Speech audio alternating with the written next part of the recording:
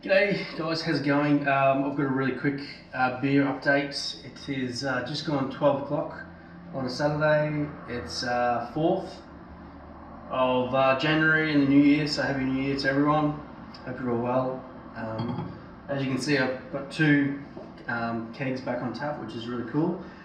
I've got a screaming headache, so I just want to do this beer review really quickly so I can down this drink and tell you all about it. So this is aptly named a U-turn IPA because it was originally going to be a chill beer through the plate chiller, but there was an issue with that process, so I just racked it off into a cube. So it's a no chill. Yes, but as you can see, have a look at that colour. That is just, it's obviously picking up the background sunlight outside the window there, but man, I tell you what, that is just screaming, just a lovely colour. So hop wise, I went with around about 25 grams of Vic Secret at 53 minutes. I don't know, I think I was just being either late or impatient with that timing addition. 53 minutes sounds a little bit amusing. And then 75 grams at Whirlpool. So basically when the 60-minute boil finished, turned off the element, whirlpooled it for about 5 minutes, and then put the bag of 75 grams of Thick Secret in the wort, or in the liquid, for a whirlpool of around about 10 minutes. So picking up a lot of, yeah, it's beautiful aroma, very like fruit salad. And how do we do? So we went with 75% brewhouse efficiency, so that's very good. That's up from my usual 68, so that's looking really well for the brew day. Now, after day 3 of ferment, USO5 was the yeast. This was brewed in the Firmzilla.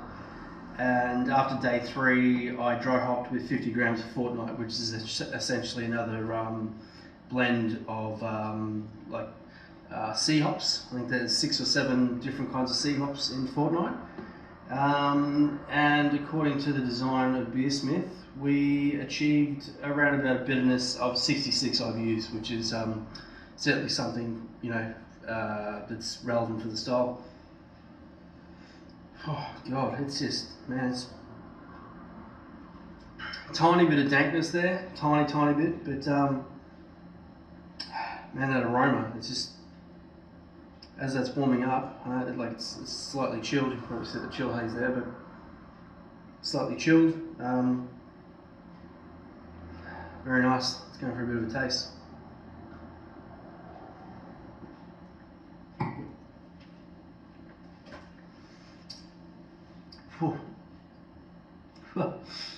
And that is a very good beer. Obviously, you want to be drinking really hoppy IPAs fresh, and this has only been in the keg not even 24 hours, so this is just great amount of firm bitterness up the front because of the dry hop, but also a great amount of firm bitterness at the back from that early addition of Vic Secret. So Vic Secret is a quite high alpha acid. I think the label said it was about 13.8. In Beersmith it says 15.5, but I don't think it was that high from the home brew store. But man, I tell you what, I need to take my time because at 5.5, if you have a couple of these, you'd be certainly asleep within a couple of hours, I would imagine. So. But essentially, that was just a really quick beer review. You can probably see the lacing that's happening around the edge of the glass there. I'm going to rest on that, I'm not going to drink that too quickly.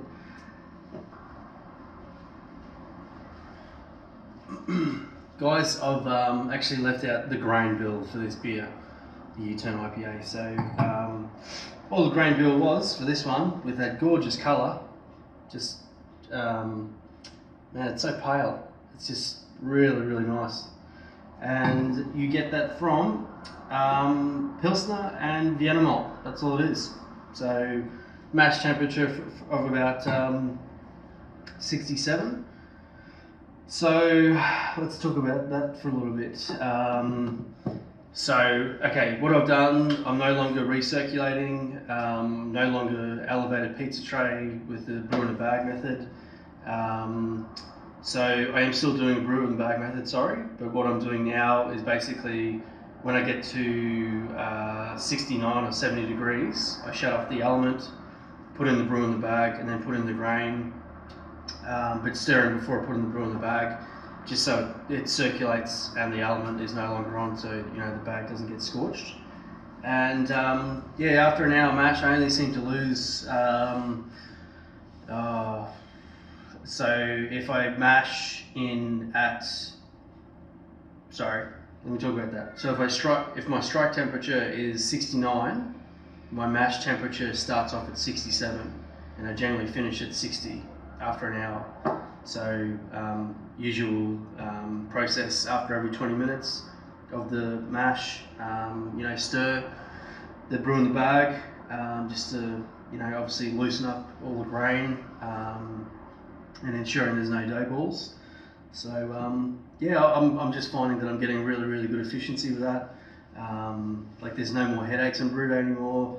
It's just it's just a really straightforward process, and it seems to be working for me. So yeah, I'm pretty much in the process of getting rid of a few old mash tuns, or just to free up a bit of space in the garage as well. Purely for the fact that I'm happy so much with this setup, and I know that it works. So yes, that was pretty much about it. So yeah, just some Pilsner malt and Vienna. So that's what gives you that awesome colour.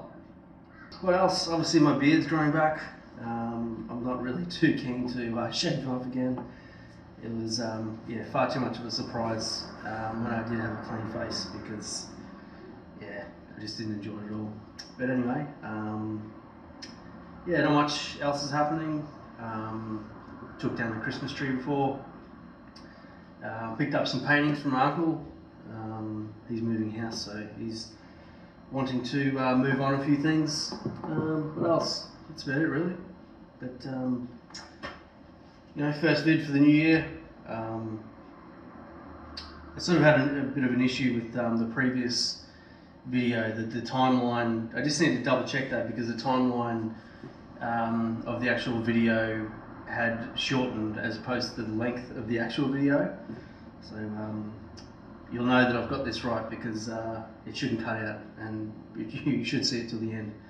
But anyway, I'm starting to ramble, which I normally do anyway. Hope you're all well, and if you're making an IPA, yeah, it's just paramount to have a firm back-end bitterness as well as a front-end bitterness. So yeah, hope you brew good beer in 2020, and I'll hopefully talk to you soon. Cheers.